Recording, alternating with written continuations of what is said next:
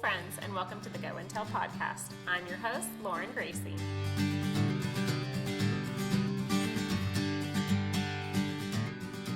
The Go and Tell podcast is a place where we chat all the things from life, motherhood, Jesus, food, health and wellness, and so much more.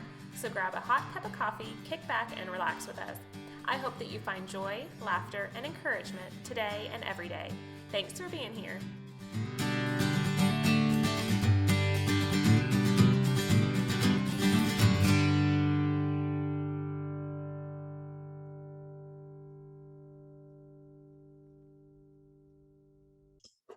Hey friends, thank you so much for joining us today on the Lifestyle with Lauren podcast. I am so thrilled that you're here for my conversation with Johnna Hensley.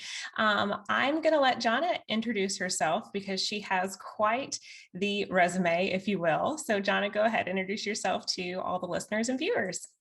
Hi, thank you so much. Well, I'm Johnna Hensley, and I am a native East Texan who is living in the Dallas area. We've been here for about 10 years.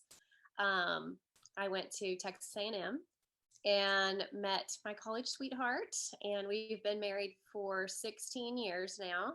Aww. And we have 6 kids. So it is wild. I am a very sporadic blogger with high hopes of completing a writing project one day to kind of tell our story and get it all on paper. Yes. Slow and steady wins the race on that one. Absolutely. Yes. And I mean, it's not like you have a ton of spare time. You know, you have 6 kids, like you just said. Like, let me sit down and write out my whole memoir and story real quick. Yeah. And I'm sure we'll get into it, but my kids range. We've got special needs. We've got foster kiddos. We've adopted. We have a couple of typical kids, whatever that means these days. So We're kind of all over the place and just, super busy all the time. I'm really great at multitasking and stress management because that's the name of the game over here. So yes. Oh, I'm sure. Awesome. Well, thank you for the introduction. So, okay. And I also want to mention that you homeschool too, on top of everything else, correct? Yes. So yes, we have homeschooled. We're taking a small break for the family dynamic shift when we got a foster placement, and then we'll pick it back up next year. So that's incredible. Yeah. Which is the joy of homeschooling, right? You can pump the brakes if you need to. And then kick it back in gear. So absolutely. Yeah. We just finished today, first grade homeschool curriculum. And it was just like, yes, we did it. It's like, summer break now. We can actually kind of breathe for a little bit. But again, it's just taking it year by year. That's kind of where we're at. Let's just reevaluate every year and see what happens. Yeah. Okay. So you and I know you through church. You used to go to the church that I go to here in the Frisco area, and then y'all moved further north. Is that correct? Yes. Okay. Yeah. We moved a little bit further out. So we've been out here for about 8 years. Okay. We really like it. Okay. Before we get into it too, I saw on your website that you were on the Melissa Radke podcast. Yes. Sure was. Yeah. Oh my goodness. I love her. Yeah. She's hilarious. She is so hilarious. So Melissa and I met at a Bob Goff Dream Big workshop.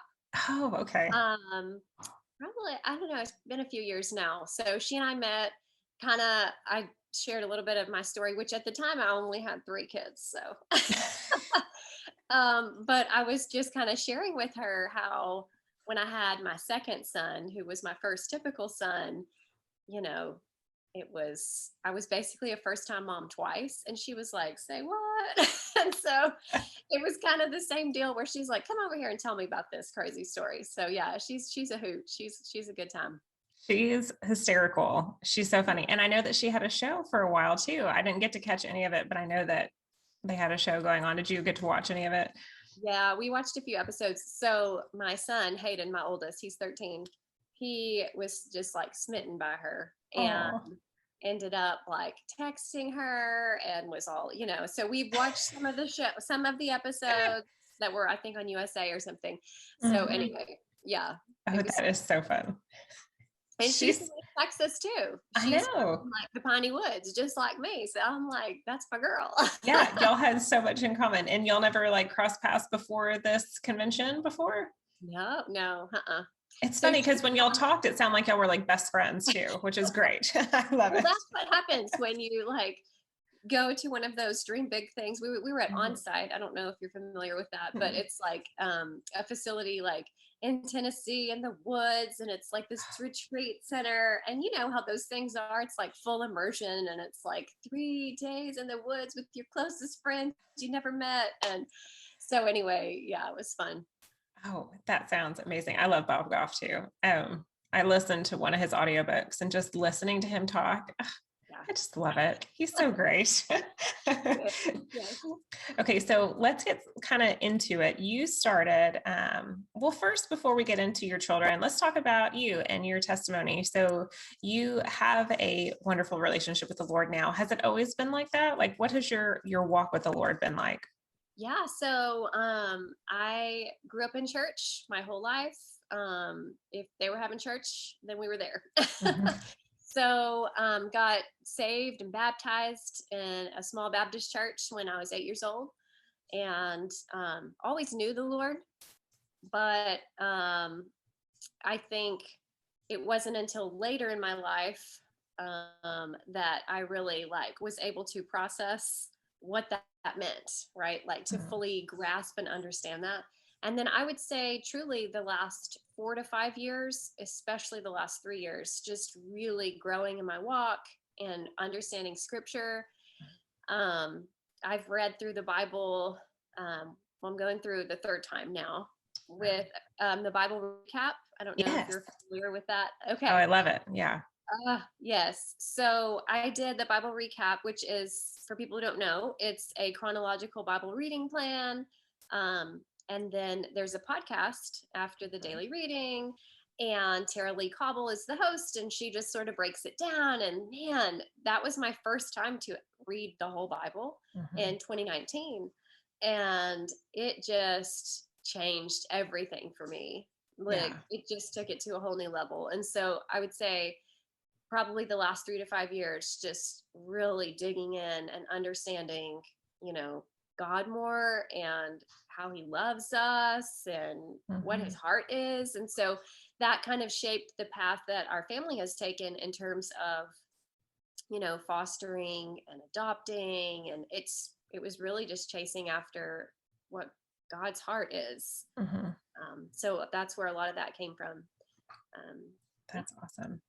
Yeah, I love the Bible recap because it's too, well, what I did, because I read my Bible in the morning. So for me, listening to the audio, like I like the Bible app because that just makes it so easy too, because they have the Bible recap in the Bible app as well. She So you got her can own just, reading plan. Yeah. yeah, so you can just do the reading plan there. But what I did is I just wrote down like the order of like what to do for the first few bit on a post-it and put it inside my Bible. And I just kind of like check as I go. But then Yeah. going back and listening to Tara Lee Cobble, Probably. um, it's just, yeah, there's so much insight to it that, it's some of it is theology, some of it is, just more history of the times. It just connects it in a way that, in such a quick amount of time too. It's like 5 minutes that she's chatting and that's it. And you're like, you walk away feeling like you were in a 30-minute theology class. Yes. Yeah. Yes. And so from the Bible recap, I found D group, Mm, um, which is tied up in the same ministry. And so I started I joined a D group a couple of years ago, and then now like we have our own here in Prosper. nice. Um, and from D group and the Bible recap, and just kind of doing my own work in with my Christian counselor, and just through all of those things, it's been just a really great experience. Mhm. Just kind of learning about God more, and kind of healing some stuff in my own self. And Mhm. it's just been an incredible thing. And what I love about the Bible recap and D group and just all the things I'm learning and seeking is that, like, we don't have to know all the answers. It's okay. And what I love, what Tara Lee says is like, it's okay to have like open-handed issues, Mhm. right? And I think for me, because I'm kind of I'm like an Enneagram type 1 who's like you know, Yes. we have to know, and it's black and it's white. And what I figured out is like, pump the brakes, you know, like Mm, it's okay. It's okay to not know. And at the end of it all, we just need to know like God is still good, and mhm. he's still, you know, he has a plan, and you have to just rest in that. And Yeah. so that's kind of been my most recent journey of getting to just to a place of just let me just rest, you Yes. know, in you, and trust you and believe you, you know. So it's Mhm. been a fun walk. Yeah, absolutely. I love that. Yeah, absolutely. I'm a what I fluctuate between a wing 1 and a wing 3. So I Okay. definitely have that like, okay, let's plan. This is black and white. This is how it is, Yeah. like perfectionistic, kind of person It's in me too. hard, right?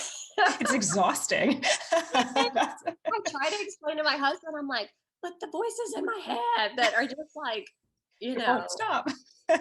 all the Yeah. time, like that could Mhm. have been better. Well, you know, it just Yes. And it's what's so funny, it's difficult to just how keep up. you're hardwired. Like it is Yeah. just how it is. And in one of my last conversations, which I didn't always, I think I had read it before, but I had a conversation with Lindsay Preston, and she was saying our Enneagram stems from a hurt that we had as a child. Childhood wound. Yes. Yes. I was like, oh my gosh, like there's just so much there. Yeah. It's Yeah. crazy. Yeah. Oh, Okay. So now let's talk about your kiddos. So your walk with the Lord has really kind of, I would say, not intensified, but you've just really grown this deeper connection, I would say, with these last couple of years. And you have 6 kids, which is incredible. So you have 3 biological, is that correct?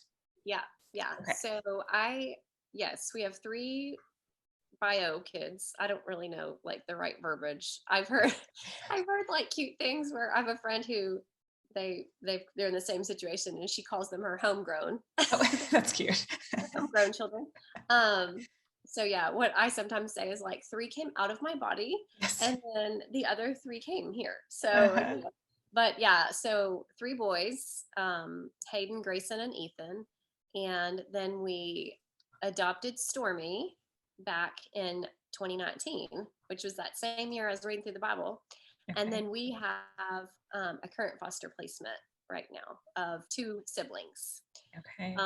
Yeah, so, but my oldest one, Mhm. who's 13, he has special needs. He has a neurological, well, a neurological tube defect, a neural tube defect. I don't know why I'm saying the wrong thing. A neural tube defect. Mhm. It's spina bifida. Like we normally just say spina bifida. So that was diagnosed in utero. Okay. Um, And it was on Easter, right? yes. So it was like the Thursday before Good Friday, before Easter weekend. And so there's just like every time that Easter rolls around, I'm like, you know, it just kind of Mhm. brings up that same grief or whatever. And Right. yeah, so I mean, How far imagine along were you when you I was 18 weeks okay. along, and I was like 23 years old. No, I was Oh my gosh. 24. So I'm like this Mm. young first time mom.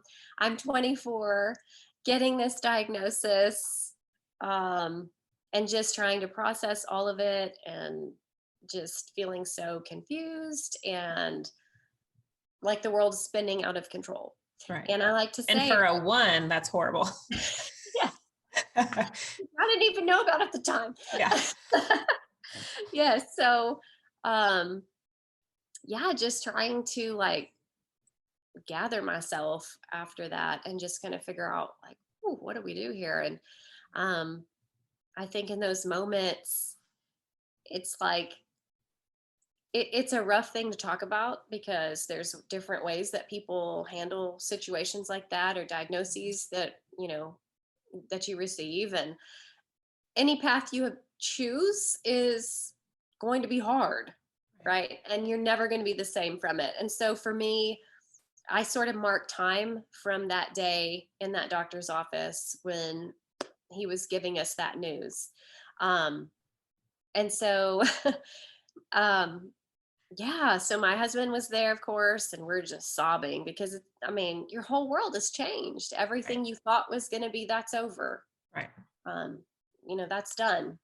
And now you have to just decide what you're going to do. And, thank goodness for our faith and our church family and our parents and people who surrounded us and loved on us. And so that day we decided and we said to one another, you know what, this doesn't change anything. We're going to raise him and just like any other child, and we're going to just set the bar really high. And, the one who's like, we're going to be the best of the best. This is going to be great. So we sort of declared that day. And we've pretty well stuck to it. Yeah. He's given us a run for our money though. So we completed that pregnancy and he was born in 2007 and he spent 210 days in the NICU. We were down in Houston at the time. And so 7 full months. And it was kind of walking through that was literally a day at a time, an hour at a time. I mean, if anyone's had a child in NICU, that's the name of the game. It's like things can turn upside down in an hour. Like you could have a totally different picture. And so that'll grow you up real quick. Yes. So, I no longer was this like innocent 24-year-old. I'm like, okay, real life is hard, y'all. Like, do you have family with you too, or was it just you and your husband? Well, we had my in-laws came every single weekend. They drove from West Texas down to Houston, and they came like every weekend and were with us. And other family would pop in and out or whatever, but they were like the one consistent like visitor. And so that was like our respite time was, okay, they can sit with Hayden. And thankfully he was our only kid at the time. Like that would have been even harder. So that was like our respite time and we'd get the weekend. And what's funny is we started out that 7 months, we lived in College Station still. Oh, so, wow. We had graduated. We both worked there and we owned a home there and we love College Station, Gig'em Aggies. And so, but we knew about Hayden. So we knew, we need to deliver, in a great level 3 NICU and all of this. And so we chose Houston because it's like 90 miles away. And so for 4 months, we lived in a Ronald McDonald house. Really? And every day my husband commuted from Houston to College Station. So he would get up like, I don't even know, like 4 a.m, drive there. I'd go down to NICU. I'd stay there the entire day long. I'd pack my little lunchbox and like, we just hit our rhythm,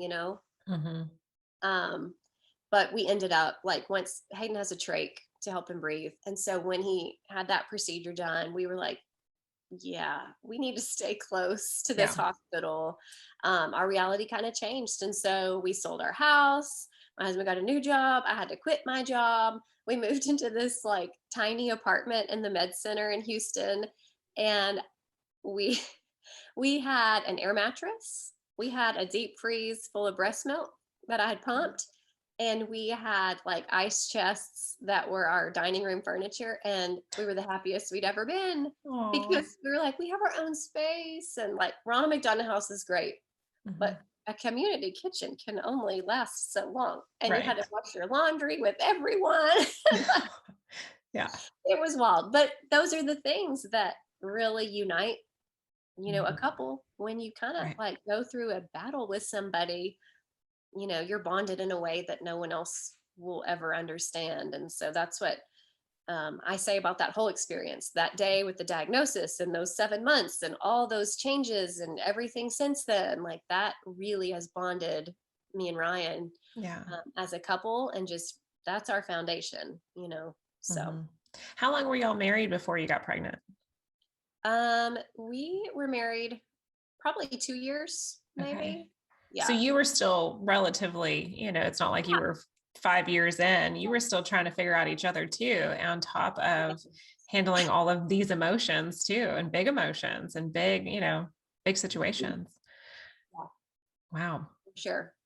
Okay. So, and then you mentioned and you mentioned in the Melissa Radke podcast as well, that you call yourself a trach vent mama, along with some other mamas. So like you said, that he has a trach, but he's also on a ventilator. Can you explain that to people? Yeah. So, part of Hayden's issue, not to get like too medical and stuff, but spina bifida is when like your spine has a hole in it, essentially. So like your spinal cord doesn't form, and your spinal cord's connected to your brainstem, and your brainstem does a lot of great things like help you breathe and swallow and talk. And so for a variety of reasons, Hayden had to get a tracheostomy. And he was about 2.5 months old. And that alone was such a tough thing to go through. Because we, for 2.5 months, had tried everything to prevent that. But finally, it was just like, you know what? I just want to get out of here. Like, if that's how we leave, then I'll sign the consent form, you know? And I remember sitting in the waiting room with our doctor who was on our team that time. They changed every month, and Dr. Fernandez. And he was sitting out there talking to me again about it. And I'm crying, and he's holding my hand. And he's just like, it's going to be okay. And I'm just like, I just don't want him to have a trach, you know? And just this raw emotion of, this sucks. And I don't want to do this, but I want to leave. So I have to do this. And so anyhow, so he had his trach placed, which is basically like a safe airway that's always accessible, right? So it's like in his neck, and you hook up the ventilator tubing to it if and when you need it. And so for Hayden, when he's healthy and baseline, he uses his ventilator when he's sleeping. So he has central apnea, so it's like sleep apnea, but it's just that his brain spaces and forgets to breathe, and his presents when he's sleeping. So so normally just uses the vent when he's asleep, but there are kids who use them 24/7, and they can still, you know, walk and live a great life and do all the things. But anyway, so that brings with it a whole other slew of things, like you need nursing care, because someone has to monitor this machine and the pulse ox and the oxygen, and Hayden has a feeding tube, and we have to cath Hayden.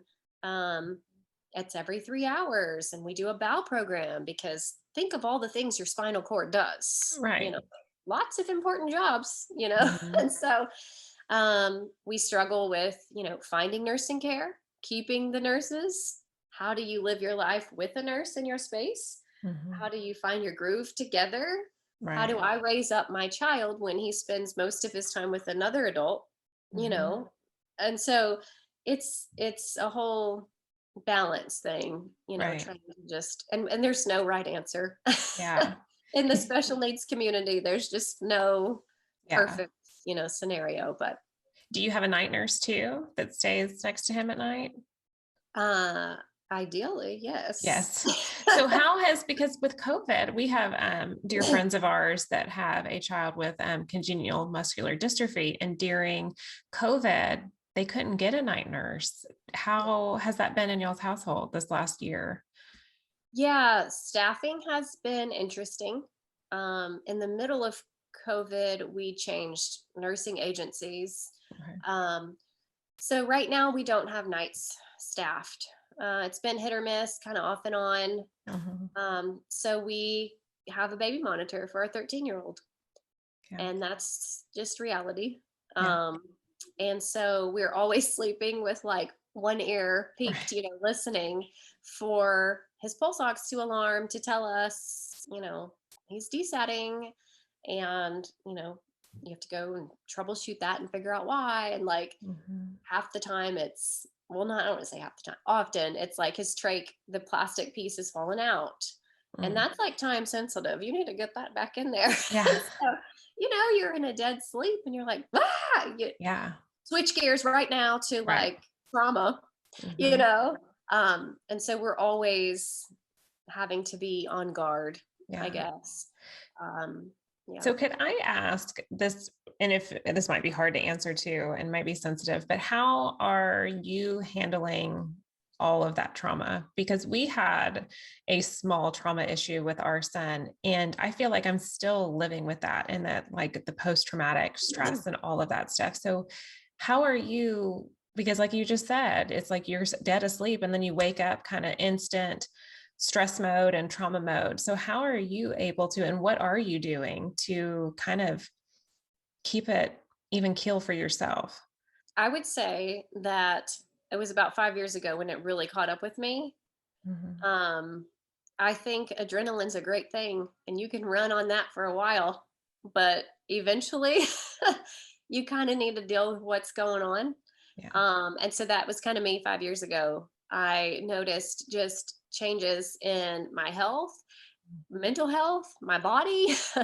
And so that was kind of my wake up call. Like, okay, I do need to find ways to cope. And what does that look like? And so I'm a little crunchy and granola. And so Me too, friend. I started visiting a functional medicine doctor in Frisco, and she kind of helped me address a lot of that in terms of like nutrition and like adrenal support and these types of things. Mm-hmm. But alongside that, that's when I started visiting with my counselor. Okay. And so now we don't meet as frequently, maybe monthly, but then we were meeting like weekly and just trying to like dig up all the things mm-hmm. and just like throw them all out and go, what do we do with this? Because it is a lot. Yeah. You know? And I think for me now, I don't know, it's like I'm okay to go, yeah, I'm sad today. I'm feeling sad and I'm having a grief moment, and that's okay. Mm-hmm. And to kind of sit in that for a second and just kind of marinate there and not dwell there, not camp out. Okay. But you can take a moment and just observe how you feel and just kind of let that be. And then we'll move on, you know. Having somebody to talk to, somebody that you trust, another special needs mom, other special needs moms, like, or whatever your situation, whatever kind of mom you are, or whatever it is, like finding somebody that you can be in community with, even if they're across the country, and to reach out and say, this sucks. I hate this so much. Mm-hmm. I mean, that's been crucial. You know, I have a dear friend who has a son with a genetic condition. And so like, she'll text me and say, I hate this diagnosis, this disease. And I'm like, me too, it's the worst, you know? Mm-hmm. And, you know, I just say all the time, like, find somebody who'll just sit in the suck with you. Yeah. You know, because I think a lot of times we want to help and we want to say, it's not so bad, but look at all the blessings and, you know, yeah. But right now, I just want you to sit down here with me. Yes. And feel this with me. Absolutely. And then we'll get up together. But right now, just come sit down, you know? Mm-hmm. And so just kind of processing and learning all of those things these last few years and has been really good. I think, you know, I still have the moments and they become, you know, more spaced out or maybe mm-hmm. seasonal. So like we said, Easter is a hard one for me. Mm-hmm. Hayden has a cousin who's 9 months younger than him. And that hurts. Like, that's hard. And, you know, and that's okay. Like, it's okay to feel sad. And I think a lot of times we want to just, no, we can't feel sad. Well, that's an okay emotion to have, you mm-hmm. know? Yeah. I think stuffing it is when you start to get into some dangerous territory. Yeah, absolutely. Yeah. And I think too, sadly, and not everywhere, but in a lot of churches and among Christians, it's kind of this, I don't know how to word this properly, not stuffing the emotion, but kind of just passing over it. It's okay. Like you just said, let's just focus on the blessings. Let's look here. But if we look at Jesus, he was mad. He flipped a table. Like he cried out to his Father to take away what was going to come to him. Like Jesus showed all the emotions, and that just also gives us the knowledge to know it's okay. We can give those emotions too. Right. And you reminded me a lot of Brene Brown when you were talking. Have you read her books? or any of her stuff? Some of them, yeah. Yes. You just want someone to sit in it with you and Yeah. not dwell, like you said, sit in it for a minute. Let's, be here, and then let's get up together and let's go forward. Yeah. Yeah. Yes, for sure. Absolutely. So okay, I'm going to I have all sorts of questions that are just flying through my mind. So then because you mentioned you and your husband are very strong and y'all have a great relationship. So you have a lot on your plate with 6 kids, and you said you're fostering too, and all of this. How are y'all able to keep such a strong relationship? Oh, well, I think our whole life is just like, it's the new war zone, right? The new Yes. battlefield. So I feel like we're united on this mission together, Mhm. right? Like, we're not trying to save the world, but we're trying to build like an awesome family. Right. And like, we're not nailing it by any means, but we are the only two who know about it. Yeah. So all the details of it, and like have been there, for all of it. And so I think that's a big piece of it. I'm not going to say it's, oh, we go on weekly date nights, and that's a lie. That isn't true. Yes. you know, um, I really think it's just being united on a mission Mhm. together. I mean, you think about like, you go on a mission trip and you meet a stranger and you have nothing in common with them, but then you Mhm. spend a week on a mission trip doing like amazing work, and then they're like your bestie when you come back to town, Right. Yeah. and I really feel like that's kind of what it is, because again, we're the only person who understands fully what we're going through, Yeah. Yeah. um so that, and he's so involved, and like, obviously I couldn't do it by myself. Yeah. Like, he's an amazing dad, amazing husband. Like, Mhm. I mean, kudos to Ryan. He's Aw. keeping us afloat. Yeah. Yeah, but also trying to just steal away like a few seconds here and there, Right. um, to just, I don't know. We just, because we both have like a weird sense of humor. And so we just like things that other people would probably be like cringing over or like distraught. We just start laughing, and we're just like, we're changing like baby diapers and larger people, like Yes. there's just a lot of body fluids is all I'm saying. And in the moment you can like freak out and get overwhelmed, but we're just like, is this food or poop? Like, anyone, like we have a game called food or poop. Like, we're just not sure. And so it's just like being goofy, trying to just make it, Mhm. make light of what is a lot. I mean, it is, Yeah. um, just doing our best. Yeah. I love it. And it's your best friend, Yeah. you get to do life with your best friend, and, Yeah. and I'm sure those little moments just walking past the hallway to each other, just giving each other a high five or a slap on the butt and walking by, Yeah. I feel like we So, got this. yeah, our latest joke is just, we'll we'll like see each other in the morning for the first time, and I'm like, hey, I'm Johnna, what was your name again?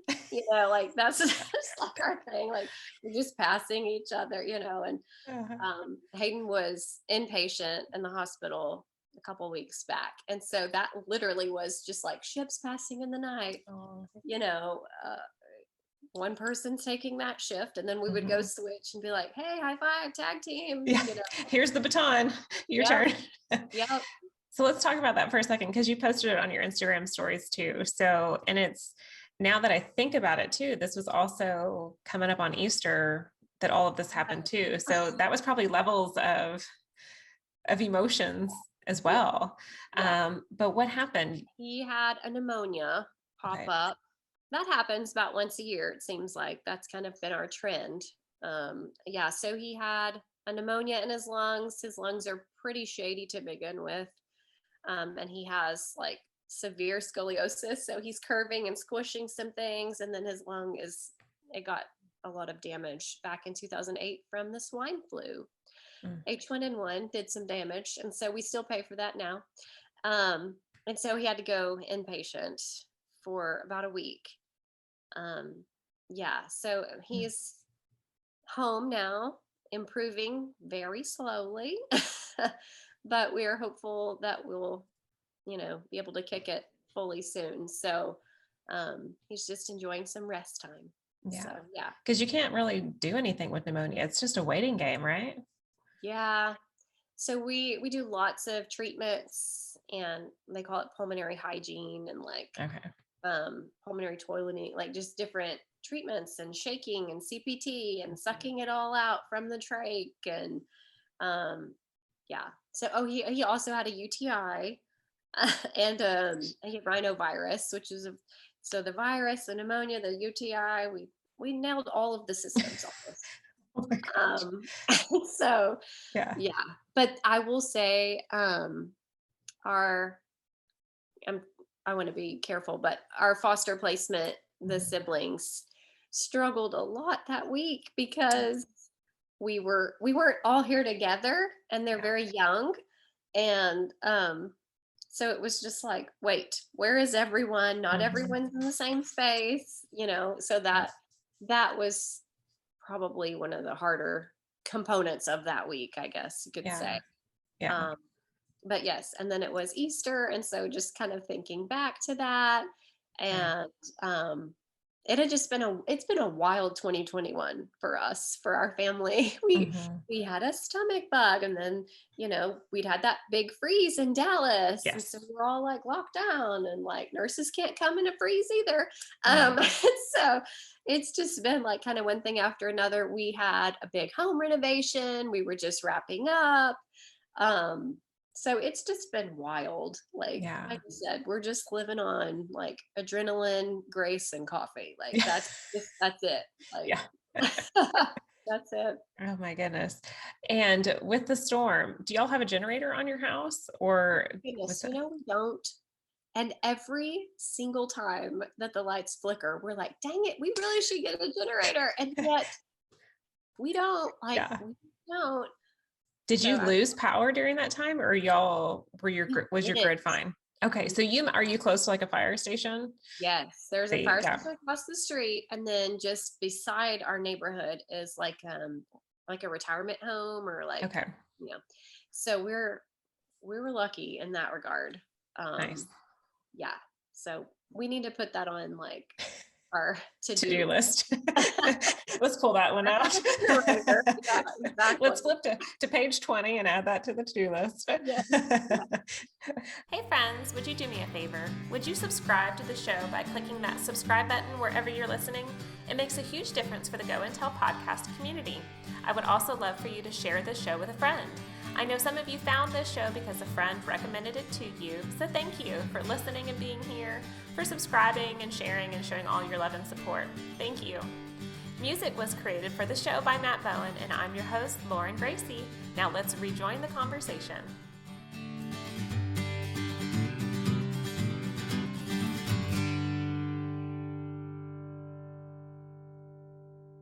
Okay, so I want to kind of go back for a second. So you were 24, you had Hayden, though, man, I can't even imagine what you were walking through too. And you mentioned the grief of finding out at 18 months or 18 weeks that he would have spina bifida. So that grief too, you're grieving what would have been as well. It's grieving the dreams of, of all the things. So how has that been from that moment? Like, what words of encouragement, let's rephrase that. What words of encouragement would you give to a mom who may be listening right now? What would be something you would say to her? Yeah. It sucks. It does. It sucks. And I'm sorry about that. You are going to grieve those things. You're going to grieve them that day and the next day and in 10 years and in 13 years. It's still going to be there. But there's going to be so much good. Mm-hmm. There's going to be so much awesome that's going to come. And you can't see it now. You can't think about it now, but I promise there's going to be so much good. And I think for me, the takeaway that I said I marked time by like before that diagnosis and after. And people who knew me before can attest to that. Like, I am a different person after. I just am.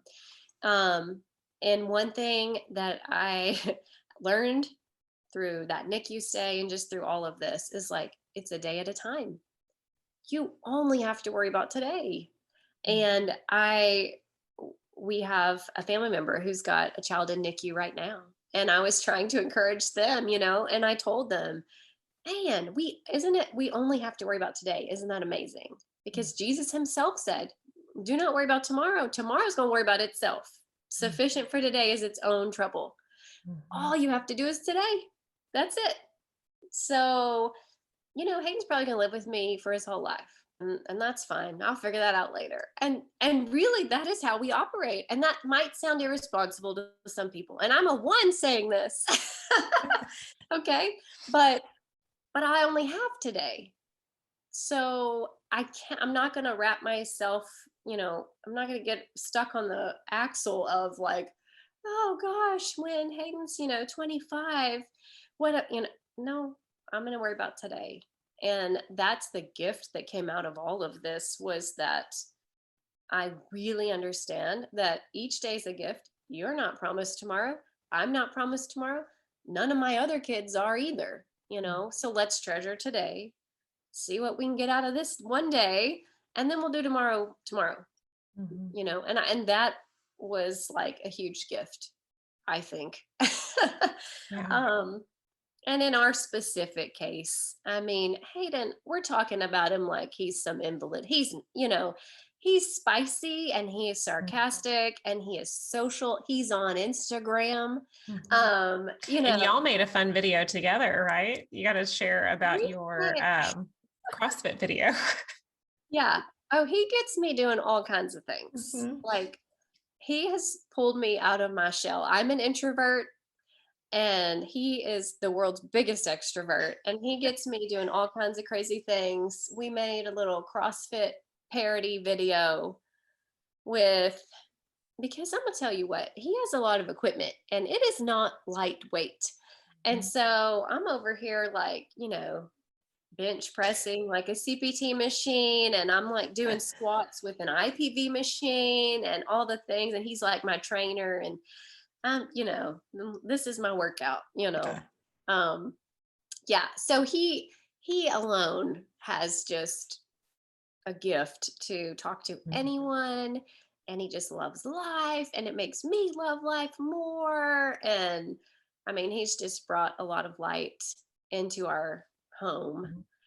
And, I hope that he puts the spotlight onto our family in a unique way, that they look at us and go, well, hold on, like, y'all still show up at church every single Sunday, and you're still happy, and you still go out and play with your neighbors, and you still, you have this unique light, and how are you doing that? And that's my opportunity to be like, Jesus, do you know him?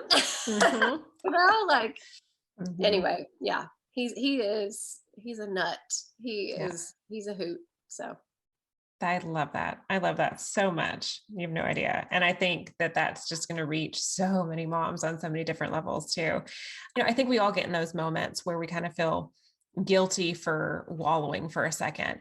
Everybody is walking their own walk, and everybody has their own situations. And then for their life, that's a big deal for their life. And we need to stop comparing our lives to everybody else's lives. And we just need to run the race that God has given us. And it's okay to be sad. It's okay to be angry with whatever we're going through, and to not compare it to somebody else. Yeah. Yeah. We get that a lot where, somebody will have, like you just mentioned, they'll have something to them, it is significant going on in their life, but they might withhold that from telling me or Ryan, because it doesn't compare, quote, that's not true, but they feel silly bringing it up, saying, I'm really struggling with XYZ when you guys have all this going on, and we can't compare it to you guys. That's your thing. Like, that's important. You're struggling with it. Share that with us. Don't exclude us. Like, let us kind of be there for you.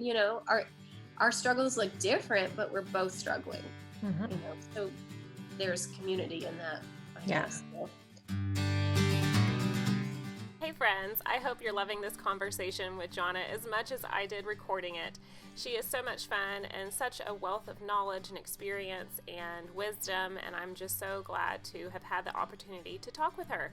Now, this is just part one of our two-part conversation, so make sure you tune in next week to hear part two, where Johnna opens up about her foster and adoption story as well. And also, friends, would you do me a favor? Would you please subscribe to the show by clicking that subscribe button wherever you're listening? It makes a huge difference for the Go and Tell podcast community. I would also love for you to share this show with a friend. I know some of you found this show because a friend recommended it to you. So thank you for listening and being here, subscribing, and sharing and showing all of your love and support. Thank you, friends. Music was created for the show by Matt Bowen, and I'm your host, Lauren Greci. Have a wonderful week, and I'll see you here back next week. Bye, friends.